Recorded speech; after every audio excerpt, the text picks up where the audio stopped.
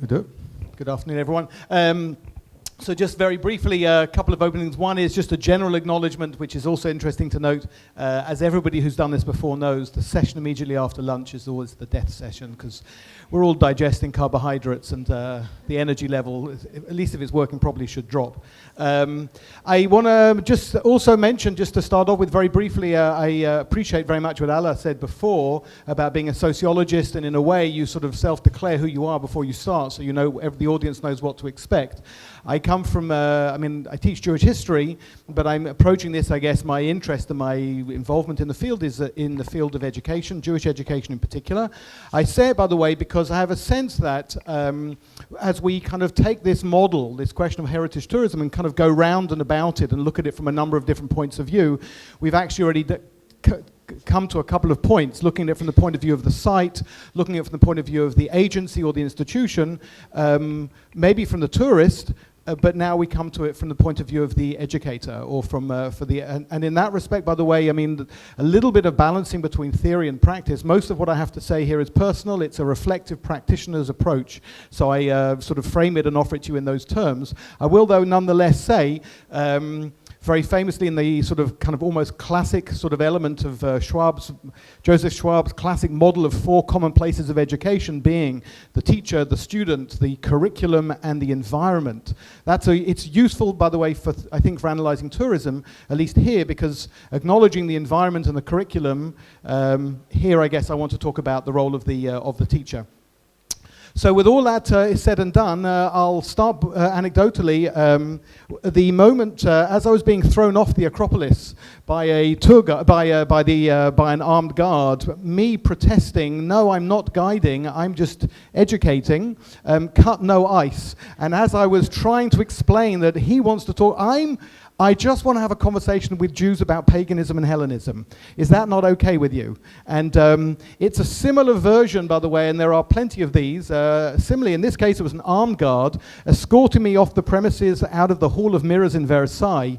And I was trying to explain to him as he had his arm around my throat, that in fact I was more than happy to have the guide, but since what I was there to talk, what the guide wants to talk about annoyingly is the actual Hall of Mirrors, and what I wanted to talk about was what had taken place in the Hall of Mirrors. And if he wasn't going to talk about the minority rights treaty that was sort of came out of the Treaty of Versailles at the end of the First World War and its relevance to the Jewish question, particularly about national minority rights in Eastern Europe, if he wasn't going to do that, then it was my human right to have a group there and to talk about what I wanted to talk about.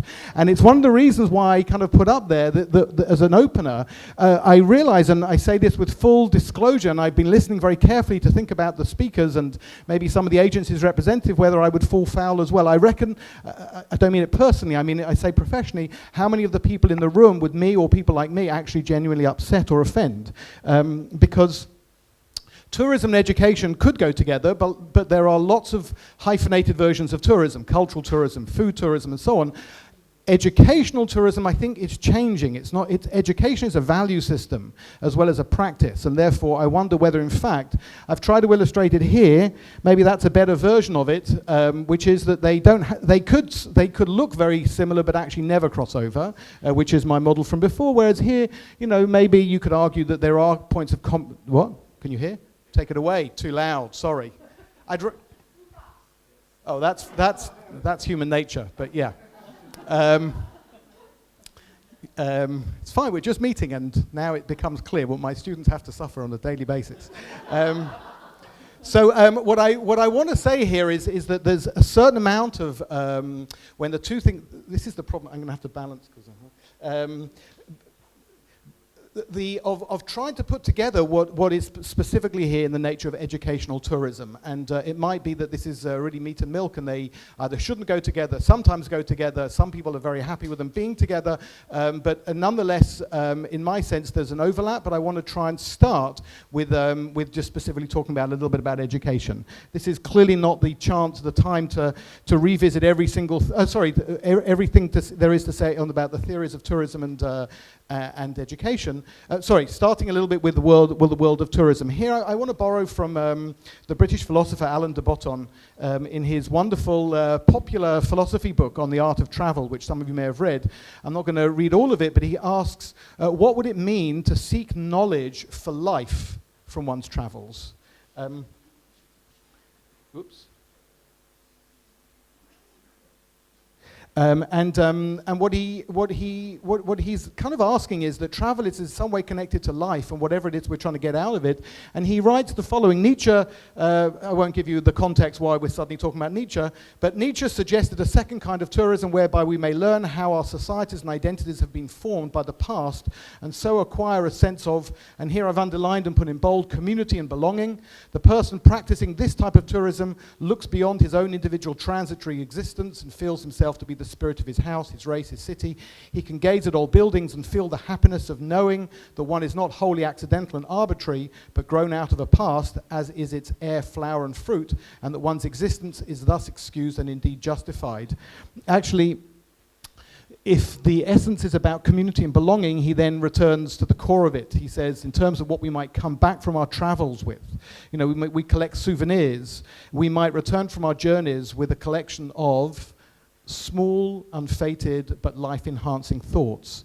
And in my understanding that educational travel then, in a way I'll go in that direction. The kind of education that I'm thinking about is not purely knowledge-oriented. It's something much bigger than that. I think I've got my slides back to front, but anyway, in a way, not that there's anything wrong with knowing how many light bulbs there are in the Doheny synagogue, it's just that's not what I'm about. I mean, light is important, but maybe more theologically, philosophically, or whatever else. But anyway, in a way, what I wanted to do was to borrow just very briefly, because mainly I want to talk about a typology for the guide and then explain my title, but borrow really or introduce two educational thinkers. One is Barry Chazan, who will be familiar to some and maybe less familiar to others.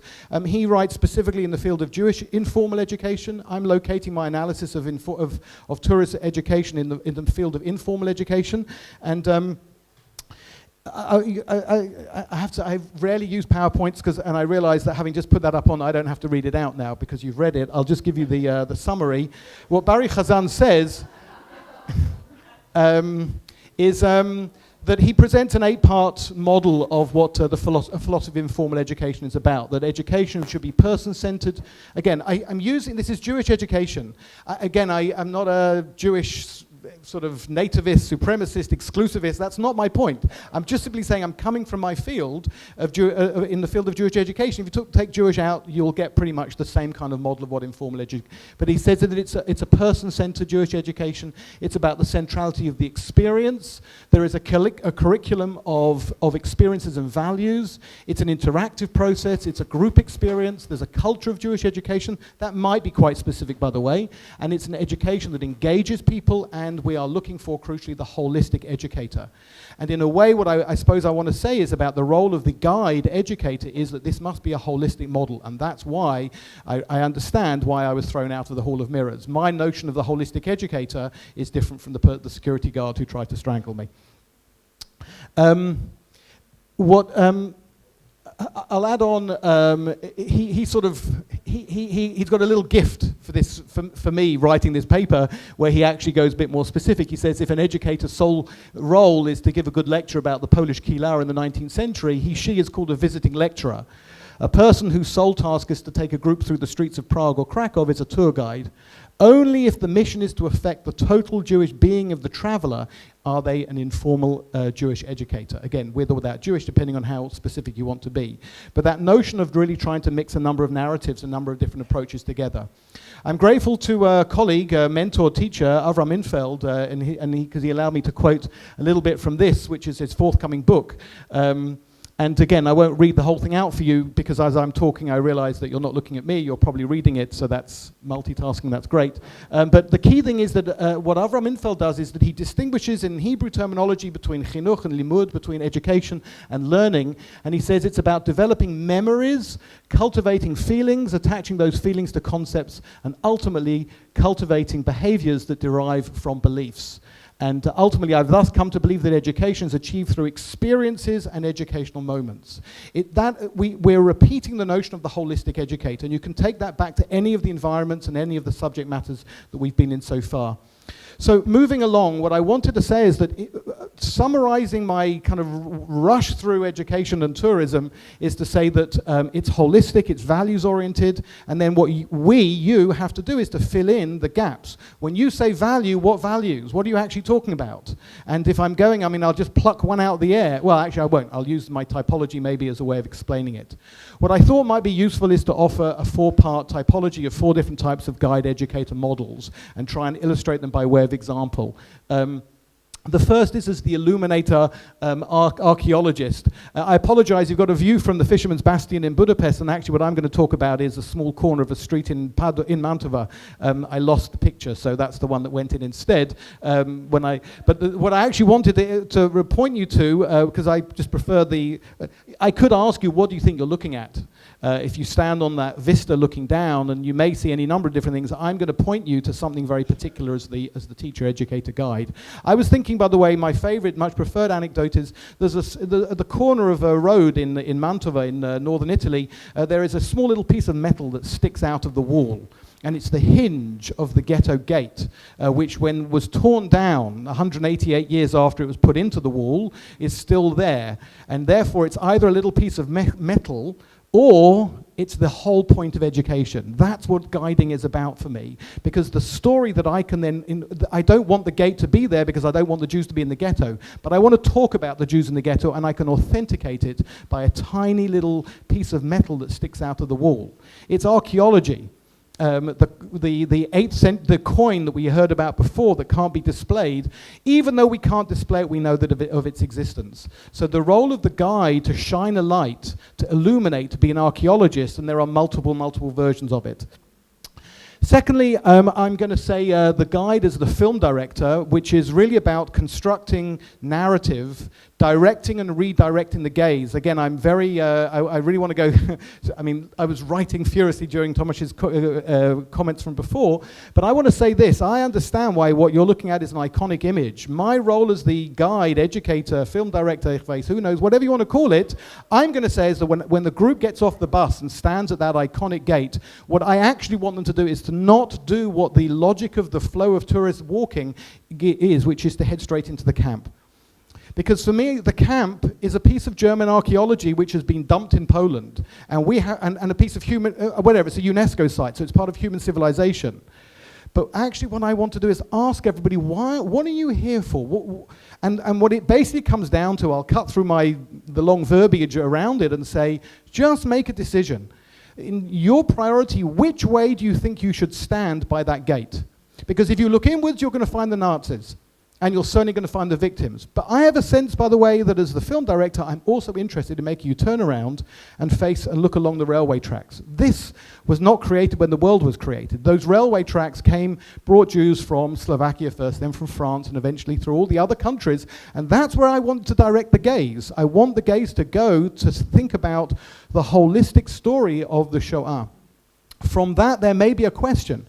And I'm not sure that the guide will naturally instinctively do that because because most groups don't come to look from where they've come from. That's the point of coming to the place.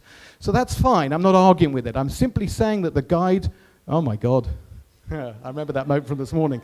Let me move very quickly on. The guide is the master chef. So this is really about textures and activities and pedagogy and the actual experience of educating. Again, I couldn't find my students. I asked them and they wouldn't send me, so I sent a different picture. But actually, this is a group of people by a monument in Barcelona in of soldiers, Jews who fought in the international brigades. Actually, what I wanted to show you, which is a much more preferred site, which is where we're playing around with pedagogy. 22 Pilimo Street in Vilnius. In Vilna, is where the Jews gathered to have the election meeting in 1906 before the elections for the Duma.